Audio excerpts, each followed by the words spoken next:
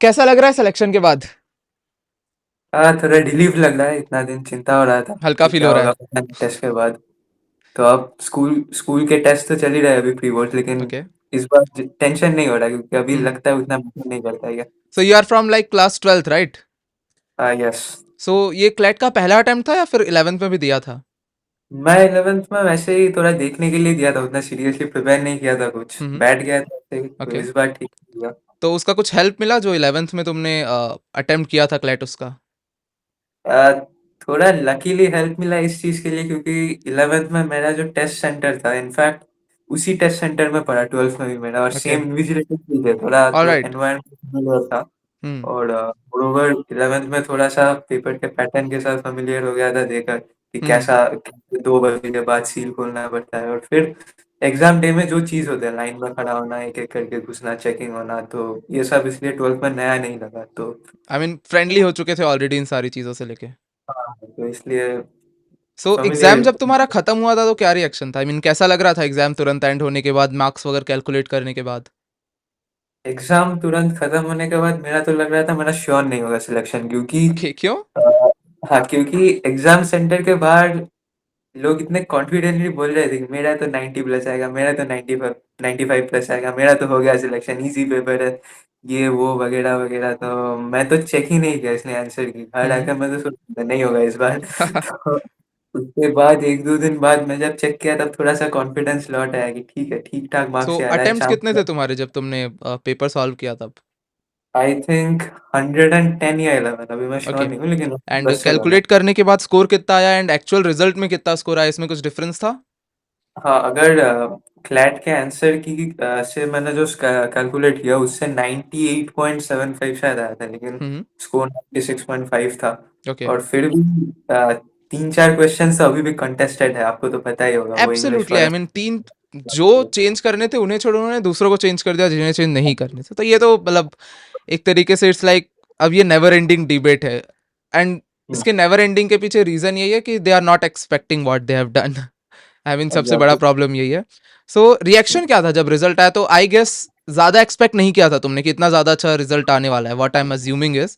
तो जब result declare हुआ एंड अजीब टाइम पे रिजल्ट डिक्लेयर हुआ, आई मीन रात को वो सोने वाला टाइम होता है, तो उतनी रात को रिजल्ट डिक्लेयर हुआ, तो तुम्हारे घर पे पेरेंट्स का कैसा रिएक्शन था? मुझे तो पता ही नहीं था उस टाइम में रिजल्ट डिक्लेयर होगा, क्योंकि तब हम्म। तक फाइनल आंसर की भी नहीं आया था शायद। ओके। तो मैं वैसे रात के 11, 10, 15 बजे शायद टीवी देख रहा था पापा के हम्म। साथ, तो अचानक से मुझे कॉल आया मेरे दोस्त का कि क्लैट का रिजल्ट निकल गया है। ओके। मुझे नहीं पता कि उसको पता चल गया था। तो तब मैं जल्दी जाकर चेक किया रिजल्ट। वेबसाइट में ट्रैफिक में नहीं था, तो एक बार में ही खुल गया, 11th में नहीं हम्म। खुला था एक बार में। तो फिर जब देखा तब तो खुद ही स्पीचलेस हो गया। मैं 2-3 बार पहले खुद रिजल्ट देखा, फिर मम्मी पापा को बोला, क्योंकि मुझे भी विश्वास नहीं हो रहा था 64 आएगा ये क्या। थॉट आया होगा ये तो 10 तारीख को आने वाला होगा, मे बी फेक रिजल्ट होगा। मैं वेबसाइट भी चेक कर रहा था, ये क्या कंसोर्टियम ऑफ एनालिसिस ही है या फिर कुछ और है। राइट, राइट, सो मीन्स काफी अनएक्सपेक्टेड सा रिएक्शन था। बट उसके बाद नॉर्मल होते गया, फिर कैसा लगा नॉर्मल होने के बाद कि सिलेक्शन हो चुका है? नॉर्मल होने के बाद मुझे उस रात तो नींद नहीं आई, नेक्स्ट दिन मेरा एलेट भी था, तो मैं जागता ही रहा पूरी रात। हम्म। उसके बाद अभी अभी थोड़ा सा लग रहा है कि नहीं, एक्चुअली हुआ है, तो उतना। एलिट कैसा गया? Wait wait before continuing the video, अगर आप एक ऐसे क्लैट एस्पिरेंट है जो इंडिया के टॉप 5 नेशनल लॉ यूनिवर्सिटीज़ में अपना एडमिशन चाहते हैं, एंड इस इंटरव्यू वीडियो को देखते हुए आपको भी अगर लग रहा है कि आपका भी एक ऐसा इंटरव्यू आए and you want to make it to the top 5 और योर ड्रीम एनएलयूज, देन अगर आप 12th या फिर ड्रॉपर स्टूडेंट हैं, then I would suggest that you should join the conquerors batch. वो कंप्लीट सिलेबस बैच है। And अगर आप 11th स्टूडेंट हैं तो आप ज़रूर ज्वाइन करें कमांडर्स बैच, वो 2 साल का सिलेबस वाला बैच है। इन दोनों बैचेस में आपके घर पे ऑफलाइन मॉक्स डिलीवर्ड होंगे, आपको हर वीक प्रैक्टिस शीट मिलेगी जीके की, आपको मंथली जीके के कंपेंडियम्स मिलेंगे, आपको डेली जीके की शीट्स मिलेंगी।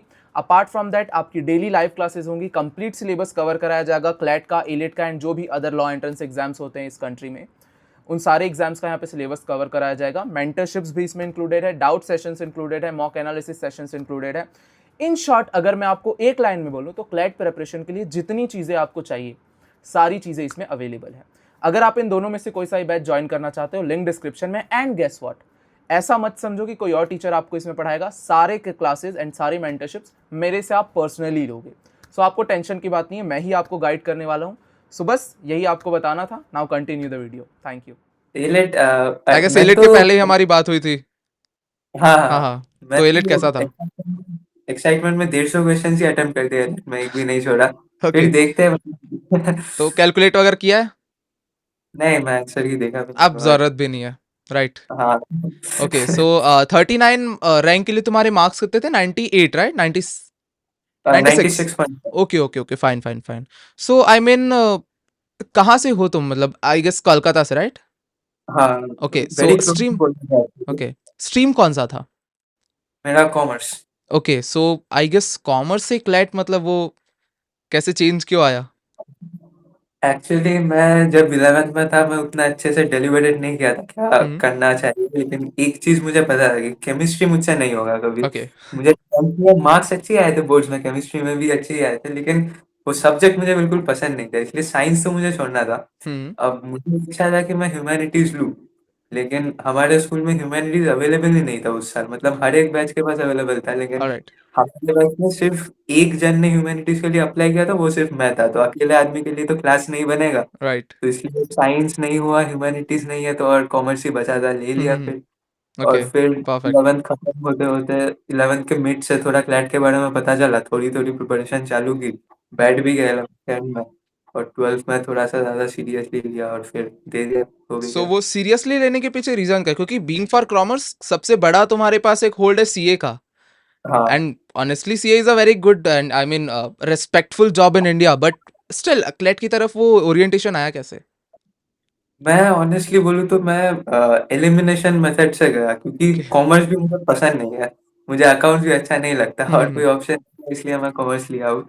और उसके बाद मोर इम्पोर्टेंटली, मैं जब एक दिन मतलब 11th के ऑलमोस्ट खत्म होते होते या 12th के शुरू में एक दिन मैं अच्छे से बैठा कि अभी मुझे क्या करना चाहिए, मुझे क्या क्या करना अच्छा लगता है, क्या क्या मैं कर सकता हूँ, हम्म. और मतलब इंटरेस्ट किस साइड में है.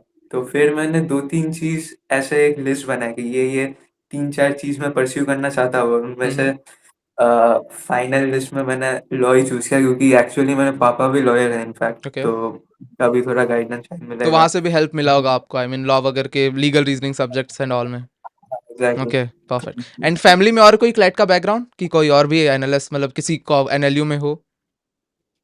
फैमिली नहीं, मतलब मेरे फैमिली में पापा ही सिर्फ लॉयर है ऐसे बोले ओके. तो और क्लास का बैकग्राउंड नहीं है किसी का. ओके. एंड अब क्लैट के आगे क्या सोचा है? I mean like I should consider कि लॉ के क्योंकि तुम्हारा ओरिएंटेशन क्लैट की तरफ लॉ की वजह से नहीं था कि लॉ पे इंटरेस्ट या लीगल फील्ड में जाना है. तो फिर क्लैट हाँ, के बाद क्या सोचा है? लॉ ही करना है, आई मीन जुडिशरी के फील्ड में जज बनना है, या फिर लॉयर बनना है, या कुछ और करना है? क्या सोचा है? देखिए इवेंचुअली क्लैट के लिए मैं जब प्रिपेयर करना शुरू किया, लॉ भी मैंने देखा, मतलब देखा एज इन क्या होता है या फिर क्या करना या. होता है. तो एक्चुअली वैसे बोले तो इंटरेस्ट डेवलप हुआ है अभी, लेकिन अभी मैं पर्सनली सोचा हूँ कि जब तक मैं लॉ स्कूल में ना जाऊँ, पढ़ाई ना चालू करूँ, अभी से ये सोचना कि लिटिगेशन में जाऊंगा, हम्म. कॉर्पोरेट में जाऊंगा, इंजीनियरिंग में जाऊंगा, ये थोड़ा फार फेच्ड है, क्योंकि हम्म. अभी तो मुझे पता भी नहीं है हम एग्जैक्टली क्या पढ़ेंगे, कैसे पढ़ेंगे. तो बिल्कुल. शुरू होने दीजिए, उसके बाद 5 साल तो टाइम है, अच्छे से सोच एग्जैक्ट. लेंगे तो. सो सिंस लॉ स्कूल की बात उठी है, तो कौन सा माइंड पे है? आई मीन एलिट भी दिया, आई गेस अच्छा गया होगा. इफ 150 अटेम्प्ट्स है तो नालसर ऑप्शन में, एनएलयू दिल्ली, एनएलएस है, कौन सा फर्स्ट प्रेफरेंस है? एक्चुअली बहुत ही वियर्ड चीज़ है, क्योंकि फ्लैट देने के पहले से ही मेरे माइंड में एक ही चीज़ था कि मुझे एनयूजेएस कोलकाता चाहिए. ओके. अब अब मैं एक ऐसे जंक्शन में हूँ कि अभी तो एनालिस हो जाएगा इस रैंक में, लेकिन अभी भी मुझे इच्छा तो है एनयूजेएस कोलकाता में. तो पता नहीं है, शायद बहुत ही वियर्ड डिसीजन हो, स्पेसिफिक कोई करते रीजन एनयूजेएस के पीछे? एक्चुअली मैं मतलब जब छोटा था तब से ही मैंने सोचा था कि एटलीस्ट कॉलेज के दिन तो मुझे अपने घर के आसपास ही रहना है, ज़्यादा दूर हम्म. जाना नहीं. उसके ओके. बाद जो भी आई होगा मीन होगा, क्योंकि ये लेकिन बाकी स्टूडेंट से ऑपोजिट है. बाकी हर स्टूडेंट जस्ट उल्टा सोचता है कि कॉलेज में मुझे घर से बाहर जाना है. नहीं, घर से बाहर जाना एज़ इन ऐसा नहीं है कि घर में ही रहना है, लेकिन घर हम्म. के पास ताकि एटलीस्ट वीकेंड्स में मैं विज़िट कर पाऊँ या कुछ भी. ओके. तो पता नहीं, ये थोड़ा मतलब इरैशनल रीज़न आप बोल सकते हैं, लेकिन सो बहुत ज्यादा एक तरीके से कंफ्यूजन हो गया कि दोनों मिल रहा है बट कहाँ जाना है. हाँ, एग्ज़ैक्टली ये मैं भी सोच रहा था कि कितना बड़ा फ़र्क होगा. अगर 19-20 का फ़र्क है तो हम्म. मेरा कभी भी बोलता है कि या एनी देखो जैसी ले फर्क लो. उतना ज्यादा होता नहीं. पहली चीज तो मतलब बहुत ऐसे जो ड्रास्टिक शो किया जाता है ना, वो उतना ज्यादा फर्क यहाँ पे है नहीं.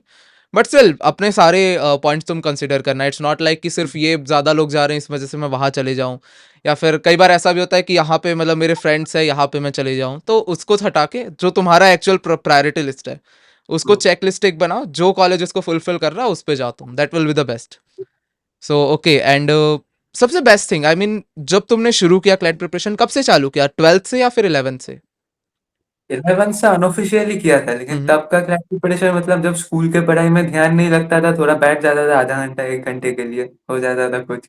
लेकिन 12th में ठीक से किया, थोड़ा रूटीन ओके, रूटीन बना के कि सो आज ये कल वो वो। स्टार्टिंग से लेके अभी तक की जर्नी कैसी रही, आई मीन जब तुमने शुरू किया था अभी तुम्हारा प्रिपरेशन हुआ, तो हाउ वाज द जर्नी, क्या क्या चीजें हुई एक बार अच्छे से बताना। अ, अगर 11 से चालू करें तो 11th में ऑनेस्टली ये प्राइमरी ऑप्शन उतना था भी नहीं, मैं ऐसे ही ले रहा था, दे देंगे क्लैट में, जो होगा देखा हम्म। जाएगा। तो 11th पे क्लैट का रिजल्ट जब निकला, मेरा रैंक 1314 हुआ था, हम्म। 1314। ओके। तो तब सोचा कि ठीक है, आधा साल ठीक ठाक प्रिपेयर करके भी जब ये हुआ, नेक्स्ट साल इम्प्रूव कर ही सकते हैं अगर इसमें हम्म। थोड़ा सा कोशिश करें तो 12th के शुरुआत से मैं कोशिश करना चालू किया। हम्म। तो तब से एज़ इन मैं रिजिड कुछ रूटीन नहीं बनाता था, लेकिन थोड़ा-सा करता था कि आज जीके ये करना है, ये वीक का कवर करना है, ओके। थोड़ा-सा प्रैक्टिस करना है लॉजिकल, तो एक मॉक देना है वीकली 1-2। तो स्मूथ सेलिंग तो नहीं था, स्मूथ सेलिंग कभी हो भी नहीं सकता, कभी-कभी लगता था क्या ही होगा देकर, लॉ तो कभी भी कर लेंगे, इतना वो करके ही क्या होगा। सीरियसनेस नहीं थी उस टाइप पे। हाँ, और फिर ऐसे ही होता रहा पहला 5-6 महीना, फिर पकड़ लीजिए अगस्त सितंबर से एक रियलाइजेशन हिट हुआ है, अभी इतना पास चले आए, अभी तो थोड़ा ठीक से करना ही होगा। तो तब स्कूल जाना भी कम कर दिया थोड़ा सा, वैसे भी स्कूल में क्या ही होता है, स्कूल तो हम्म। सो स्कूल से मुझे अच्छा यहाँ पे ध्यान आया, क्योंकि देखो क्लैट में 12th वाले स्टूडेंट बहुत ज़्यादा होते हैं, एंड किसी भी स्कूल स्टूडेंट की सबसे ज़्यादा बड़ी प्रॉब्लम ये होती है स्कूल की तरफ से प्रेशर, अटेंडेंस मेंटेन करो, प्रोजेक्ट वर्क्स करो, होमवर्क करो, टेस्ट पे ध्यान दो। तो वो तुमने कैसे हैंडल किया, एंड बाकियों को क्या सजेस्ट करोगे कैसे हैंडल करना चाहिए? अ, हम तो हैंडल नहीं कर पाए, क्योंकि हमारे स्कूल से कुछ ज़्यादा ही प्रेशर था अटेंडेंस का। हमें हम्म। तो प्रिंसिपल के चेम्बर में 2 से 3 बार बुलाया भी गया अटेंडेंस ओके। के लिए, ऑलराइट। क्योंकि 75% अटेंडेंस का एक कोटा तो होता ही है हमारे स्कूल हम्म। में। अब मैं तो उतने दिन जाता नहीं था। फिर रीज़न्स बोलने के बाद मैम मुझे बोली कि मैनेज करो थोड़ा-सा, स्कूल का पढ़ाई भी इम्पोर्टेंट है, ये वो वगैरह-वगैरह। लेकिन मैं अगर कोई इसके ऊपर सोचे तो मैं एक ही सजेशन देना चाहूँगा, क्योंकि क्लैट दिसंबर में होता है और आपके जो मेन बोर्ड्स है वो फरवरी मार्च में होता है। हम्म। तो अगर आप दिसंबर तक इसको प्रायोरिटाइज करो और सारा साल आप थोड़ा थोड़ा भी पढ़ो स्कूल का पढ़ाई, फिर भी आपको दिसंबर का आधा महीना and the entire January you get hmm. Boards के लिए। या। अब आप अगर प्री बोर्ड्स को प्रायोरिटाइज करोगे, स्कूल का रिहर्सल एग्जाम, यूनिट टेस्ट, ये सब eight the end of the day matter वैसे करता भी नहीं, एग्जैक्टली। आपके स्कूल के रेपुटेशन के लिए ही अच्छा होगा। आप दोस्त लोगों को बोल पाएंगे कि प्री बोर्ड्स में मुझे 90 आए हैं। हम्म। क्या आता है प्री बोर्ड्स में, जिसको 40 आता है उसको भी बोर्ड्स में 95 मिल सकता है, प्री बोर्ड्स में जिसको एब्सोल्युटली। 90 आता है उसको बोर्ड्स में खराब मार्क्स भी आ सकता है। हम्म। तो मैं यही बोलूंगा कि आप प्रायोरिटी सेट कीजिए। आप एक साथ अगर सब कुछ कर पाए फिर तो आप जीनियस है, कुछ बात ही नहीं है, फिर तो बहुत अच्छे। लेकिन अगर आपको सच में चूज करना पड़े कि इधर ये या फिर वो, तो रैशनली सोचिए और चूज कीजिए।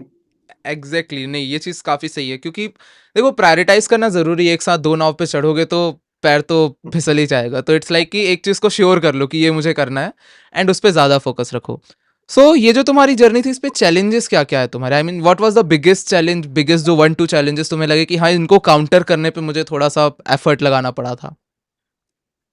बिगेस्ट चैलेंज आई गेस था लास्ट 2-3 महीने, जब मैंने तो एकदम सोच ही लिया था कि अब तो एनयूजेस मुझे चाहिए, अब तो नहीं होगा, अगर एनयूजेस नहीं होगा तो मैं नहीं पढ़ाई करूंगा, मैं ड्रॉप ले ओके। लूंगा। पता नहीं, मतलब शुरू में इतना सीरियसनेस तो नहीं था मुझ में, मैंने सोचा था कुछ भी कर लूंगा, फ्लैट शिप दे दूंगा, लेकिन लास्ट 2-3 महीने रीजन अभी भी मुझे पता है। तो तब का वो टाइम बहुत मतलब चैलेंजिंग था, क्योंकि अगर एक भी मॉक में मुझे 5-6 नंबर कम आ रहे थे, इतना डिमोटिवेटिंग हो जा रहा था वो, कि इस मॉक में नंबर खराब हो गए तो अगले मॉक में तो और भी खराब होंगे, एक्चुअल फ्लैट का दिन तो डुबा दूंगा सब कुछ। और फिर अगर जीके में एक भी क्वेश्चन नहीं आ रहा था, फिर भी लग रहा था क्या पढ़ाई किया इतना दिन, जीके इतना नोट्स बना के क्या हुआ, आ तो नहीं रहा। फिर से रिविजन करने के टाइम में अगर कुछ याद नहीं आता तब सोचता था दिमाग ही खराब है मेरा, डल हूँ, क्या ही होगा। तो यही सब था, ये सबका ही जर्नी होता है, मुझे लगता है ये कोई स्पेसिफिक नहीं नहीं, मेरा दिस इज वाला कॉमन। प्रॉब्लम।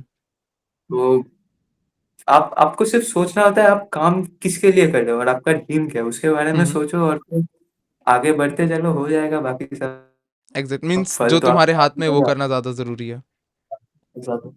एग्जैक्टली सो जैसे अभी तुमने बताया कि मॉक वगैरह कम होता था या कुछ भी प्रॉब्लम आता था, तो डीमोटिवेशन एक कॉमन चीज है जो हर एस्पिरेंट को, एक सीरियस एस्पिरेंट को फील होता ही है कि भाई मैं इस एग्जाम को क्रैक करने के लिए तैयारी कर रहा हूँ और मैं क्या कर रहा हूँ, तो ये डिमोटिवेशन जरूर आता है।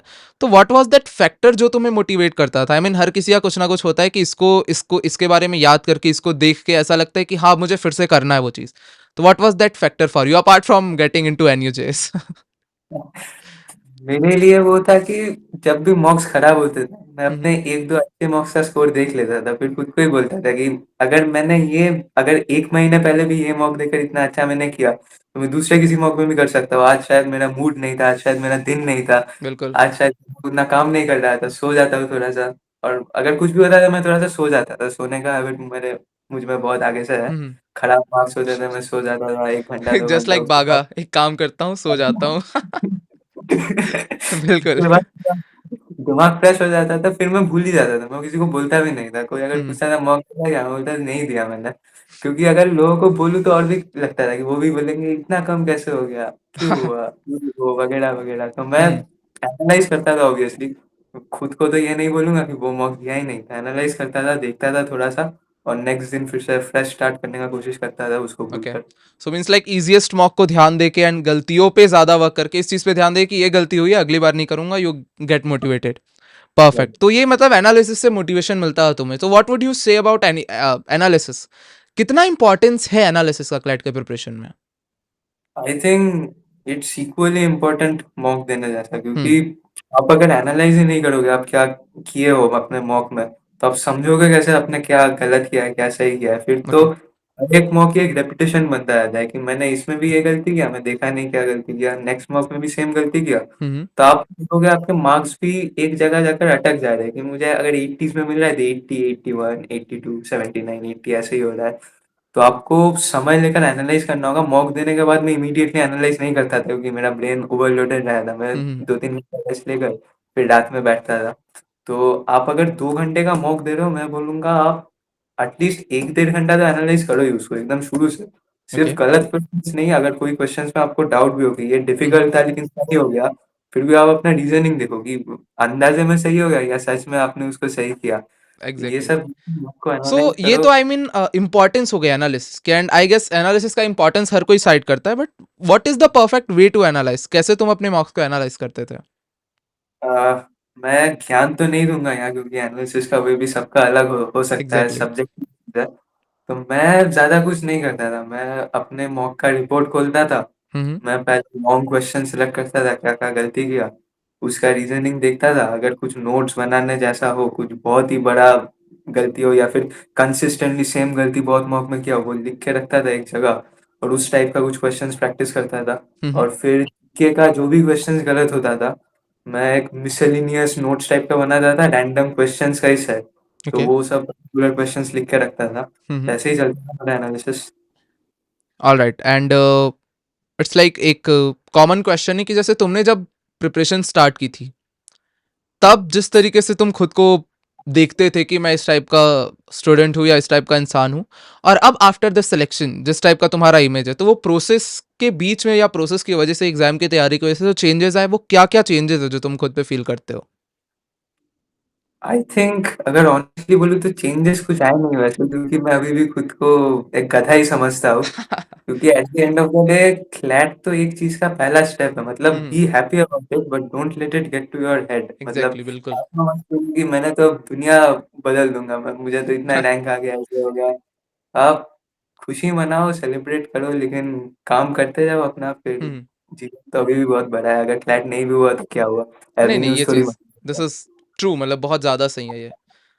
I mean this is a very good advice for दोस्त जिनका इस साल सिलेक्शन नहीं हुआ, क्योंकि काफी ज्यादा मैंने इस चीज को देखा है। एंड इस चीज पे तुम्हारा क्या ओपिनियन है, जो कंसोर्शियम के डिस्क्रिपेंसीज इस साल बहुत ज्यादा हुई, and you must have seen कि क्या क्या चीजें यहाँ पे चल रही, स्पेशली रिजल्ट का प्रोसेस, आंसर की का प्रोसेस, बाकी सारे डिस्क्रिपेंसीज, इस वजह से भी काफी ज्यादा एस्पिरेंट्स डीमोटिवेटेड बहुत ज्यादा फील हो रहे हैं इस साल। क्योंकि इस साल बहुत ज्यादा लोग को ये लग रहा है कि अपार्ट फ्रॉम हमारा मेहनत करना, ठीक है जैसा भी गया है, कंसोर्शियम का भी एक बड़ा रोल है काफी लोगों के फेलियर के पीछे। तो अगर अपनी तरफ से आप फेल हो तो एक बार वो हम बोल सकते हैं कि हाँ मैं अपनी वजह से फेल हुआ, बट अगर दूसरे की वजह से हो जाते हैं तो कई बार प्रॉब्लम आता है। तो इसके पीछे क्या बोलोगे तुम? देखिए, मुझे तो लगता है कंसोर्टियम इस बार एनटीए को कंपटीशन देना चाह रहा था कि नीट में इतना एब्सोल्युटली, कंपटीशन है, इनफैक्ट आगे अभी निकल हम गया। हाँ।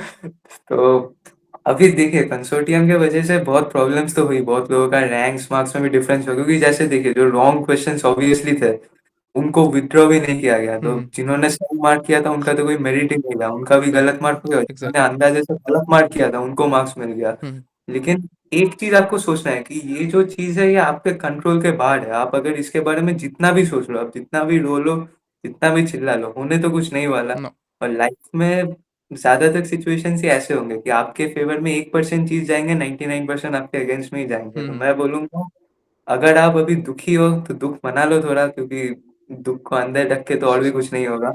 लेकिन फिर धीरे धीरे कोशिश करो कि मूव ऑन कर लो, क्योंकि इस बार का क्रैक तो हो गया, रिजल्ट भी हम्म। निकल गया।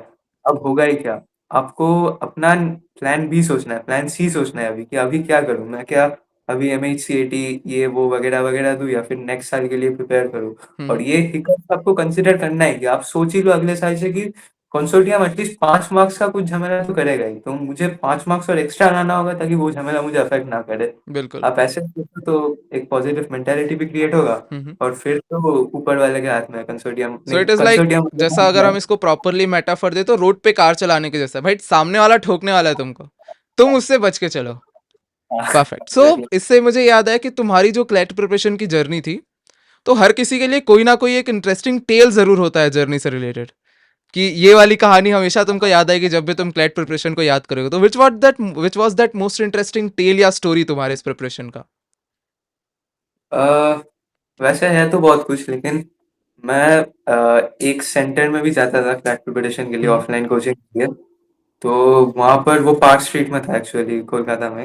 ओके। तो हम जब भी वहाँ जाए थे, मैं और मेरा एक दोस्त जाता था, तो वहाँ पर एक रोल का शॉप था। वो एक आदमी वहाँ पर रोल बनाता था, तो हम ऑलमोस्ट हर रोज ही वहाँ से रोल खाते थे। तो हम इतना फेमिलियर हो गए थे कि लास्ट में वो अंकल हमें फ्री में रोल देते थे। ओह वाह। तो ऑलमोस्ट दोस्ती बन गए थे। एक दिन मुझे याद है कि उस शॉप में थोड़ा सा भीड़ हुआ था, तो हम दोनों गए थे रोल खाने, और अंकल को और भी भीड़ बढ़ाना था। तो मैं उत्तरपाड़ा में रहता हूँ, वो पार्क स्ट्रीट से ऑलमोस्ट 20 किलोमीटर दूर है। तो अंकल एडवर्टाइज करने के लिए माइक में बोलने लगे कि ये दो लड़के हर रोज उत्तरपाड़ा से रोल खाने के लिए आते हैं मेरे शॉप में। तो और और भी लोग बढ़ गए, लोग सोचे 20 किलोमीटर दूर से रोल खाने के लिए आते हैं दो लड़के वाह। बैग लेकर। ये तो इट इज उससे सम हम भी काइंड ऑफ एमबीए चाय वाला स्ट्रेटजी। मार्केटिंग तो अच्छा करते हैं, उनसे ही सीखना होगा कभी। और तो फिर वी हैव वही to learn uncle marketing from them. तो वो मेमोरेबल चीज है मेरी एक। सो एक क्वेश्चन हमने रखा है अपने हर एस्पिरेंट्स के लिए जिनका भी इंटरव्यू ले रहे हो, which is that one word जिससे तुम अपनी इस क्लैट की जर्नी को रिप्रेजेंट करना चाहते हो? अगर एक वर्ड अपने क्लैट की जर्नी को देनी होगी, वो कौन सा दोगे? थोड़ा सा सोचने दीजिए, एक वर्ड में बिल्कुल। अगर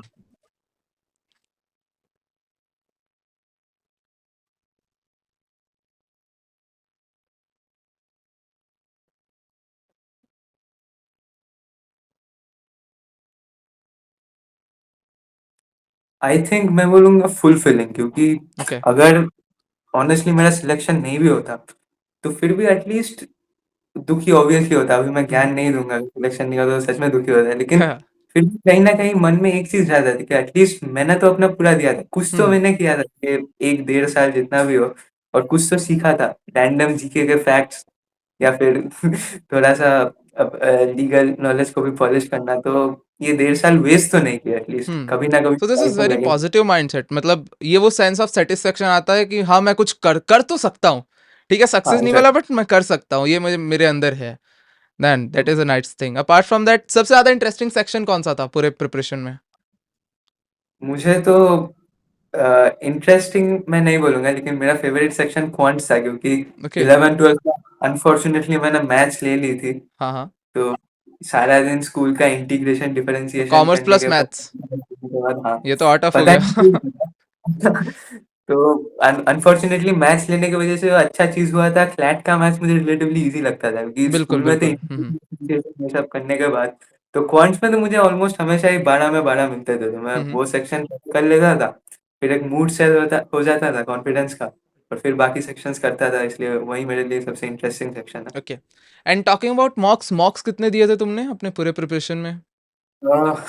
आई थिंक 50 से 60। ओके। एंड एवरेज स्कोर कितना था अराउंड, एग्जाम जब पास आ गया था तब एवरेज स्कोर कितना था?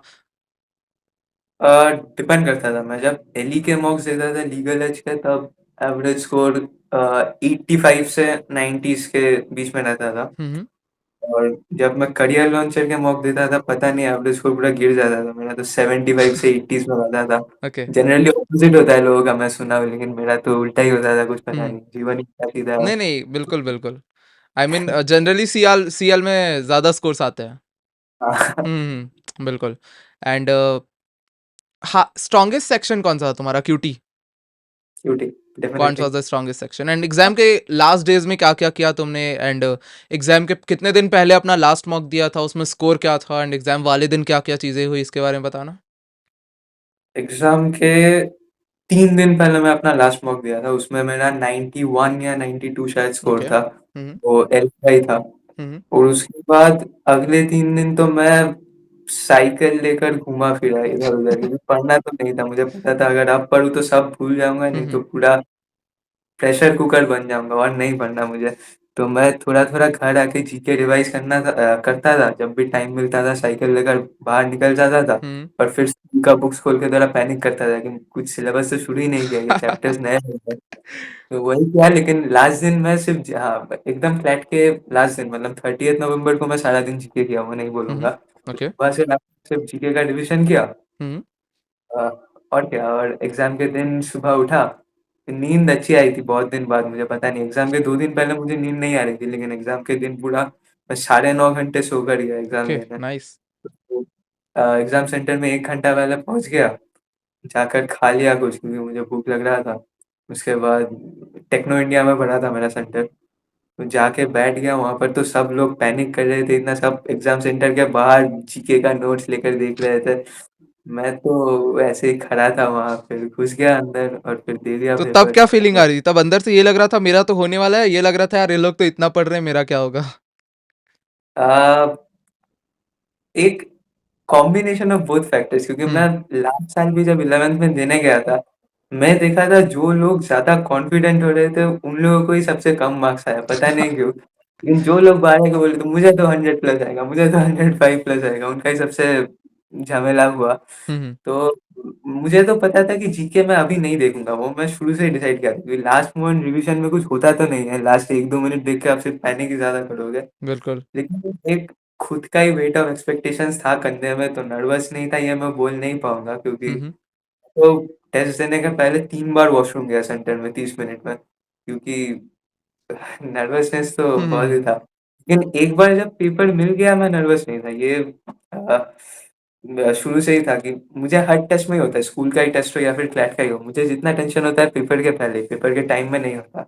और फिर एग्जाम सेंटर में छोटी छोटी झमेल, मतलब छोटा मोटा झमेला तो होता ही रहता है, हमारे एग्जाम सेंटर में ही जैसे हुआ था, तो हम्म। 3 लोग तो रोना शुरू कर दिए थे क्लैट पेपर मिलने के बाद, क्योंकि क्यों? फ्लैट का वो जो एडमिट कार्ड नंबर होता है, ओके। ओएमआर शीट में वो लोग वही गलत फिलअप कर दिए थे, और फिर सुपरिंटेंडेंट जो था वो आके बोल रहा था पेपर तो एक्सेप्ट ही नहीं होगा अभी, अभी तो पूरा हो गया तुम लोग का। ओके। तो अचानक से मैं पीछे से सुन रहा हूँ हाँ करके कोई रो रहा है, राइट साइड में कोई रो रहा है, तो मेरा तो मैं 3 दिन पहले कर रहा था, मेरा 2-3 सम तो मुझे 2 बार करना पड़ा, इसलिए मेरा कैलकुलेशन ही पूरा लॉस। ओह, ओके। सो वैसे ये एग्जाम वाले टाइम पे होता ही है कई बार, मतलब अगर आप ऐसे फोकस के साथ एग्जाम दे रहे हो तो 2+2 का 4 भी हमें चेक करना पड़ता है कि मैं गलत तो नहीं कैलकुलेट किया हूँ, चाहे कितना भी अच्छा मैथ्स हो जाए आपका। ये चीज मैंने भी फील की थी। Okay. So apart from that any suggestions for your junior जो इस साल क्लैट देने वाले हैं या जो नेक्स्ट नेक्स्ट ईयर क्लैट देंगे, सिंस तुमने भी 11 से तुम्हें आइडिया था एंड 12th में फिर तुमने अच्छे से प्रिपरेशन किया, फॉर दोस्त जो इस साल 12th में देने वाले हैं, कोई पर्टिकुलर सजेशन दो इन्हें तुम देना चाहते हो? मैं बोलूंगा कि पैनिक मत करो। अभी हम्म। मैं खुद भी शॉक्ड हूँ, क्योंकि मैं खुद भी पैनिक किया था, लेकिन मैं तो ऑब्वियसली बोलूंगा पैनिक मत करो, क्योंकि पैनिक करने का टाइम आएगा, आप वेट करो। टेस्ट के बाद आप जितना इच्छा पैनिक करो रिजल्ट के पहले, लेकिन आगे पैनिक मत करो, क्योंकि पैनिक करने से खराब ही होगा, आपका कोई हम्म। बेनिफिट तो नहीं आएगा। आप कॉन्फिडेंट रहो अपने माइंड में। आप सोचो कि AIR 1 तो मैं ही हूँ, मुझे ऑलरेडी AIR 1 मेरा रैंक निकल गया है, मैं क्लैट मजे के लिए देने जा रहा हूँ। फेक या इट फिर टिल ये यू तो मेक इट। हाँ exactly, fake it till you make it. अगर आप मन में वो नहीं सोचोगे, अगर आप शुरू से ही सोचोगे कि मेरा तो नहीं होगा शायद, इतना लोग है सेंटर में 500 लोग खड़े हैं, मेरा तो इनमें से ही लास्ट रैंक होगा शायद, तो फिर तो आपका सच में ही होगा। क्योंकि अगर आप कॉन्फिडेंट ही नहीं हो, फिर आप देखोगे कि OMR में आपको सही आंसर मार्क करने के लिए भी 3 बार चेक करना पड़ रहा है कि यही क्या होगा, पता नहीं, थोड़ा देख लेता हूँ। तो कॉन्फिडेंट रहो और जेन्युइनली प्रिपेयर करो। मतलब देखो, लास्ट दिन में रिजल्ट निकलने के बाद अगर आप खुद को बोल पाओ कि मैंने तो अपना बेस्ट दिया था लेकिन नहीं हुआ, फिर आप देखोगे कि आपको उतना बुरा नहीं लगेगा। लेकिन अगर आप खुद ये सोचो कि मैं इससे भी अच्छा कर सकता था इसलिए मेरा नहीं हुआ, तब आपको बुरा लगेगा। तो आप अपना बेस्ट दो और रिजल्ट रिजल्ट के ऊपर छोड़ दो, जो होगा देखा नहीं नहीं, जाएगा। ये चीज मैंने भी पूरा ट्राई किया था कि अपने वीडियोस के थ्रू, सेशंस के थ्रू तुम सबको ये चीज बताऊं कि भाई सिलेक्शन नहीं होने का गिल्ट बहुत छोटा है एज कम्पेयर टू वो गिल्ट जो कि आप इस चीज को लेके सोचोगे कि मैंने अपना 100% नहीं दिया। तो this is a very important thing. So अब तो आराम से खा लियो, आई मीन बोर्ड एग्जाम्स होंगे उसके बाद तो यार totally free for 3 to 4 months। तो क्या सोचा है, कुछ प्लान्स है, हॉबीज हैं जो करनी है इन महीनों में? क्योंकि बहुत सारी चीजें सेक्रीफाइस की होगी क्लैट के लिए। आई मीन ठीक है, फ्री रहते थे बट उतना फ्री नहीं जितना तुम्हें होना का मन होता है। तो क्या क्या सोचा है इन खाली दिन में? मैं फ्लैट के टाइम में थोड़ा गिटार पिकअप किया था, गिटार हम्म। सीखने का इच्छा था। तो उतना अच्छे से तो नहीं हुआ फ्लैट के लिए, मतलब उतना टाइम भी नहीं मिलता था। तो अभी ठीक से फिर से वो पकड़ना है। नहीं नहीं, अब पापा अच्छे को से सीखो, कॉलेज थोड़ा में वो काम आएगा इम्प्रेस करने के, वो इम्प्रेशन पड़ेगा बिल्कुल। लाइक वो एक अलग क्राउड होगा गिटार वालों के बीच में, so you should learn it. तो पापा को थोड़ा राजी भी करवाया कि पुराना गिटार तो टूट फूट गया है पूरा, ना बजाने के लिए टूट गया। वो 13,000 रुपए का गिटार था, तो अभी थोड़ा सा ओके। अच्छा गिटार खरीदते हैं। वो एक है। और फिर कुछ स्किल्स सीखने का इच्छा है, जैसे वीडियो एडिटिंग या फिर ग्राफिक हम्म। डिजाइनिंग, मतलब आउट ऑफ, मतलब शेयर क्यूरियोसिटी। क्योंकि अब जहाँ पे इंटरेस्ट आ रहा, अब तो क्योंकि ऐसा कुछ मतलब 3 महीने काटने, तो कुछ अच्छा ही इसके लिए डेवलप कर लिया जाए। एग्जैक्टली। कुछ ना कुछ तो करना ही होगा। फिर खेलूंगा बहुत दिन में। फुटबॉल क्रिकेट कुछ खेला नहीं हूँ क्योंकि ओके। दोस्त लोगों को भी टाइम नहीं मिलता। फुटबॉल और कोई ना क्रिकेट, विच कोई one? Football. Okay. No no, I लेकिन can relate. I problem, also have a मेरा जो रूममेट है वो कोलकाता से ही है, so I can totally relate जो जो तुम बोल रहे हो। Okay. Apart from that, so काफी अच्छा लगा बात करके। एंड इट वाज लाइक कि अगर चांस बनता है एनालिस आने का, बिल्कुल मैसेज करके मुझे बता देना कि भैया एनालिस आ रहा है। मतलब मेरा माइंड यहाँ पे चेंज हो गया है। बाकी ऑल द वेरी बेस्ट, जो भी चीजें तुमने आगे सोची उसके लिए। एंड आई विश कि जैसा सक्सेस तुम्हें क्लैट में मिला, in fact this was the first exam, this was the gate. तुम्हें जो भी आगे करना है, तो आगे जो भी तुम करते हो उस पर तुम्हें सक्सेस मिला। एंड आई होप कभी भी if I am able to help, then definitely I will. So all the best, it was a very nice session. Okay. English के लिए अगर कभी कंफ्यूजन हो मैं जरूर टेक्स्ट करूंगा आपको। बिल्कुल बिल्कुल, एनी टाइम, कुछ भी कर, you have my number right, you can text me any time और call me any time. Okay, perfect, all thank the you. Best, चलो।